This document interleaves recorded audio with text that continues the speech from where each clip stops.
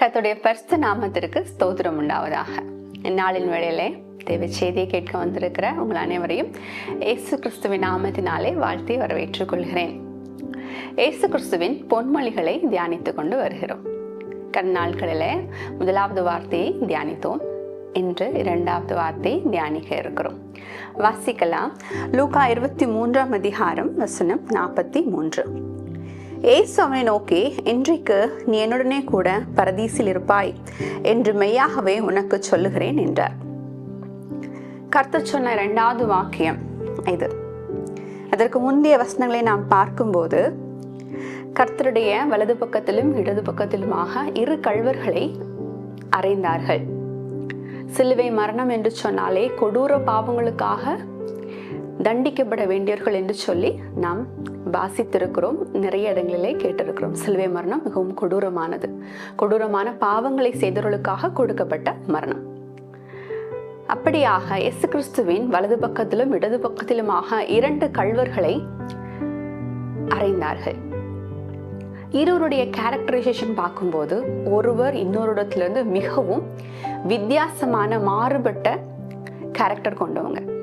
ஒரு கள்வன் ஆண்டவரே அவன் பேசுவதை நாம் வாசிக்கலாம். லூக்கா 23 அதிகாரம் 39 வசனம். அன்றியும் சிலுவையில் அறையப்பட்டிருந்த குற்றவாளிகளில் ஒருவன், நீ கிறிஸ்துவானால் உன்னையும் எங்களையும் ரட்சித்துக்கொள் என்று அவரை இகழ்ந்தான்.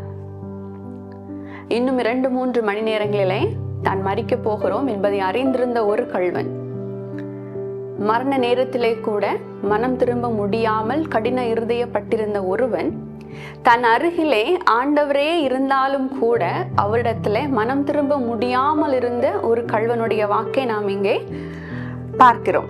என்ன சொன்னா, நீ கிறிஸ்துவானால் உன்னையும் எங்களையும் ரட்சித்துக்கொள் என்று அவரை இகழ்ந்தான். அந்த இகழ்ச்சி வந்து அது அதிகமான வேர்ட்ஸ் அங்க போடல. அந்த இகழ்ச்சியில அநேக காரியங்கள் அடங்கி இருக்கிறது. அவன் கேவலமா பேசியிருக்கலாம், என்னென்ன தூஷணமான வார்த்தைகளை பேசியிருக்கலாம். ஆண்டவரிடத்துல ஒற்றை வார்த்தையிலே முடித்து விட்டார்கள், இகழ்ந்தான் என்று சொல்லி.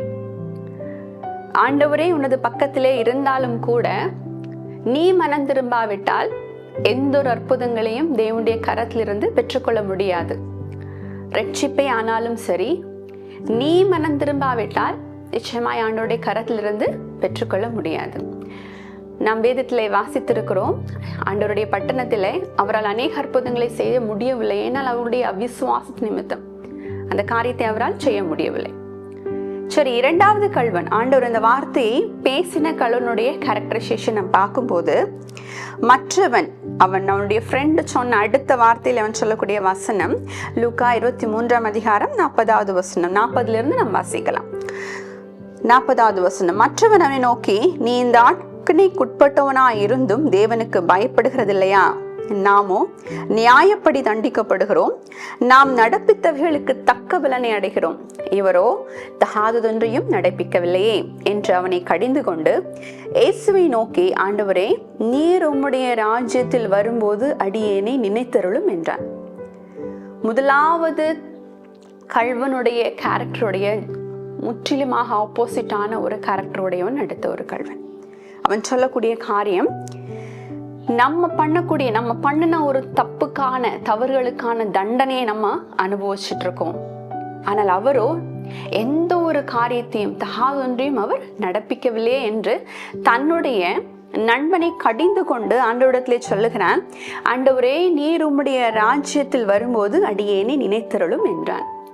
இந்த வார்த்தையை அவன் சொல்லும் போதுதான் ஆண்டவர் சொல்லுகிறார், மெய்யாகவே நான் உனக்கு சொல்லுகிறேன், என்னது, நீ என்னோட கூட பரதீசில் இருப்பாய்.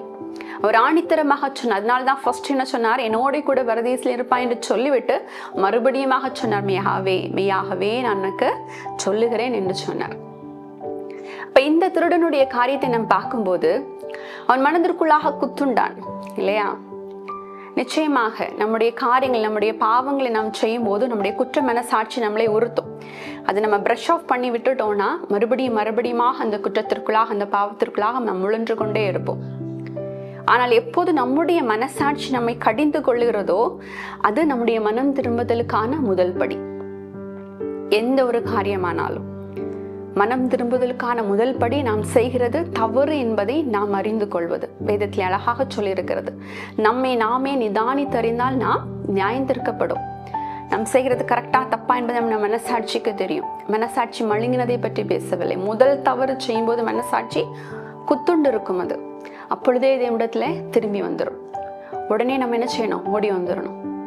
இதை கேட்கிற அநேக பிள்ளைகள் இருக்கலாம், பெற்றோர்கள் இருக்கலாம், வாலிப பிள்ளைகள் இருக்கலாம், சகோதரர்கள் இருக்கலாம், சகோதரிகள் இருக்கலாம். என் பெற்றோருக்கு தெரியாம நான் இவ்வளோ பாவங்களை செய்துட்டு இருக்கேனே, என் தேவனால் என்னை மன்னிக்க முடியுமா? என் குடும்பத்திற்கு தெரியாமல் நான் இவ்வளோ பாவங்களை செய்துட்டு இருக்கேனே, எந்த இடத்துல திரும்ப முடியுமா? நிச்சயமாக முடியும். என் கர்த்தர் யாரையும் கைவிடுகிற தேவன் இல்லை. தன்னிடத்துல வரக்கூடிய எவனையும் என் ஆண்டவர் புறம்பே தள்ளுகிற தேவன் கிடையாது.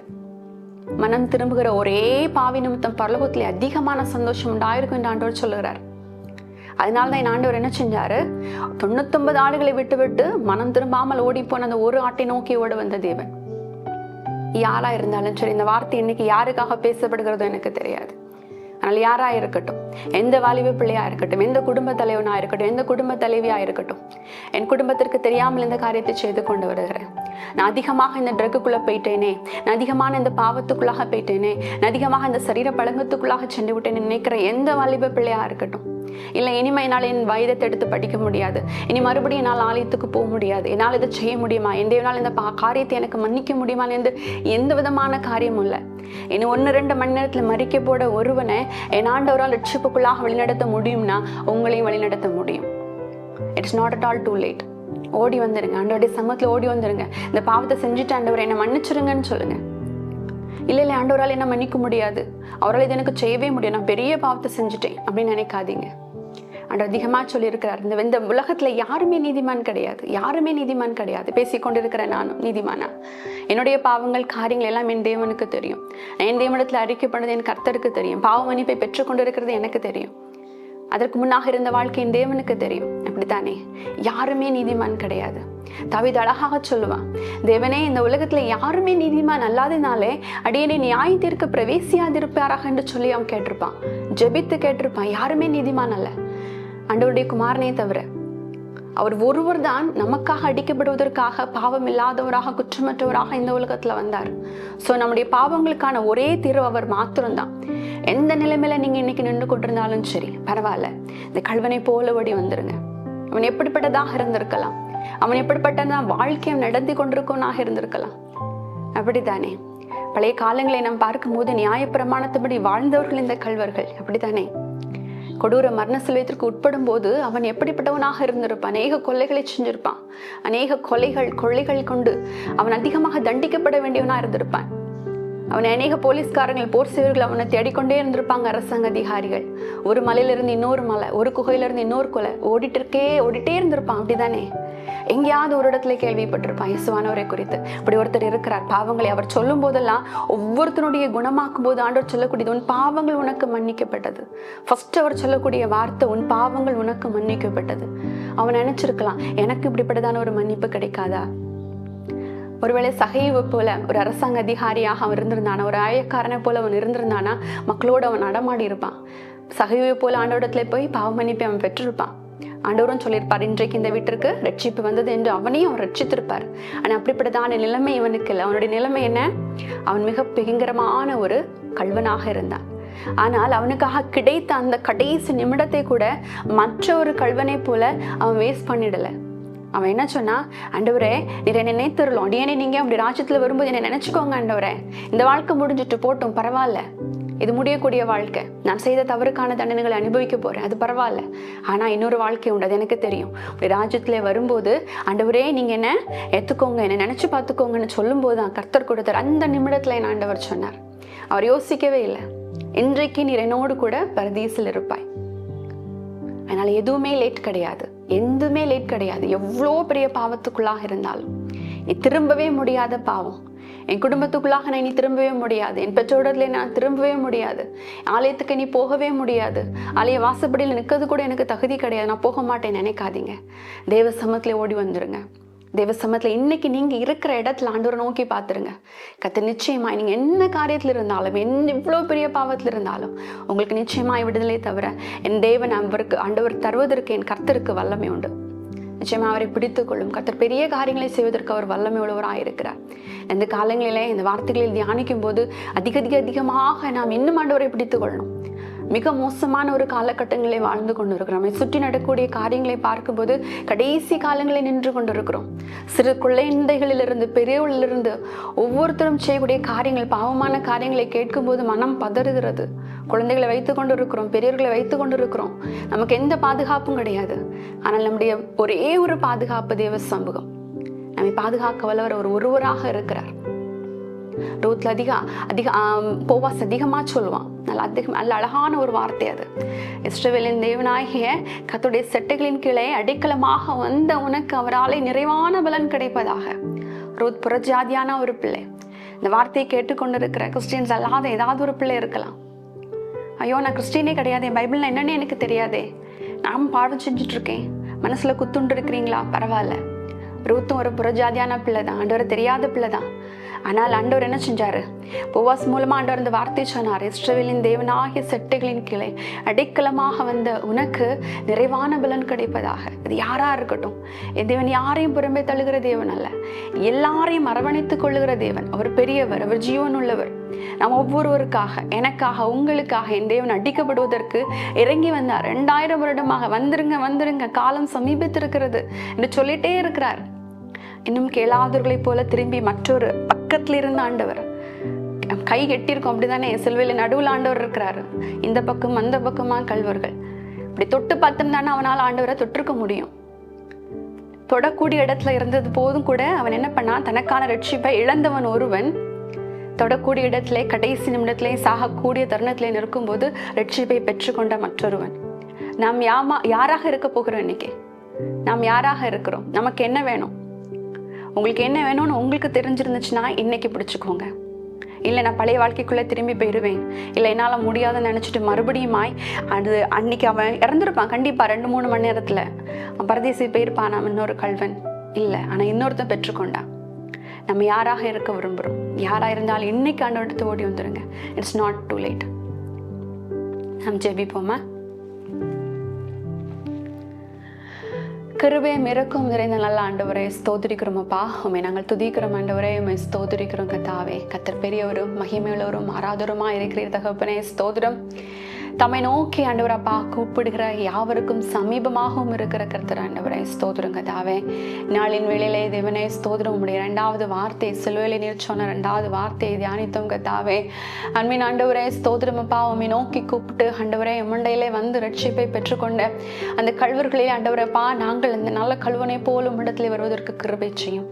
ஆமீன் தகப்பனே. யாரையும் தள்ளிவிடாதிருக்கிற தேவன் ஆண்டவரே, தங்கள் பாவங்களை உணர்ந்து உம்மிடையில வந்து நிற்கிற எவரையும் தள்ளிவிடாதிருக்கிற தேவன் ஆண்டவரே, ஸ்தோத்திரம்.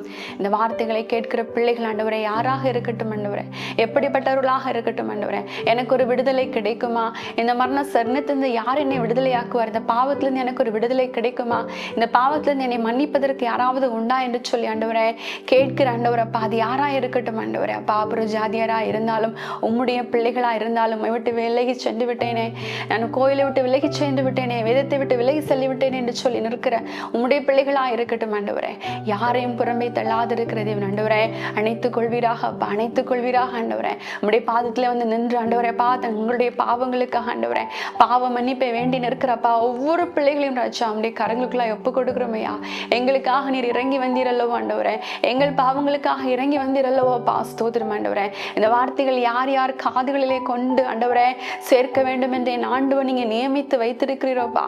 ஒவ்வொரு காதுகளிலும் இந்த வார்த்தைகள் சென்று சேரட்டும் தகப்பனே, ஸ்தோத்திரம் அப்பா. உம்முடைய அவர்கள் வந்து சேரட்டும் தகப்பனே, ஸ்தோத்திரம் ஆண்டவரே. ஒரு பெரிய காரியத்திற்குள்ளாக, ஒரு பெரிய அற்புதத்திற்குள்ளாக ஆண்டவர்களை நடத்தி செல்வீராக ஆண்டவரே, ஸ்தோத்திரம். ஒருவரும் கெட்டு போதேன் ஆண்டவரே, ஸ்தோத்திரம் உமக்கு ஆண்டவரே. அப்பா, அது ஒரு காலம் நிறதை விரும்புகிறது இல்லையா ஆண்டவரே. ஆமேன் தகப்பன் ஆண்டவரே. எங்களுக்காக ஆண்டவரே அப்பா நீர் இறங்கி வந்தீர் ஆண்டவரே. நீதிமான்கள் எல்லாப்பா, நீதிமான்கள் எல்லா ஆண்டவரே, பாவிகளாக எங்களை நீங்க ரட்சிக்க வந்தீரப்பா, ஸ்தோத்திரிக்கிறோம், விசுவாசிக்கிறோம் ஆண்டவரே. நாங்கள் பெற்றுக்கொண்ட ரட்சிப்பேன் தேவனே, ஸ்தோத்திரம் அப்பா. அதை வேண்டி நிற்கிற ஒவ்வொரு பிள்ளைகளுக்கும் என் ஆண்டவர் நாள் வெளியே கொடுப்பீராகப்பா, ஸ்தோத்திரம் ஐயா. உடைய வல்லமையுள்ள கரங்களுக்குள்ளாக மறுபடியும் ஒரு முழுமையாய் ஒப்புக் கொடுக்கிறேன் ஆண்டவர் நீர் பொறுப்படுத்திக் கொள்ளும், ஆசீர்வதியும், வழிநடத்தும். இயேசுவின் நாமத்தில் ஜெபங்களும் எங்கள் ஜீவனுள்ள நல்ல தகப்பனே, ஆமேன். தேவன் தாமே கேட்ட வார்த்தைகளை கொண்டு உங்களையும் உங்கள் குடும்பங்களையும் ஆசீர்வதிப்பாராக. ஆமென்.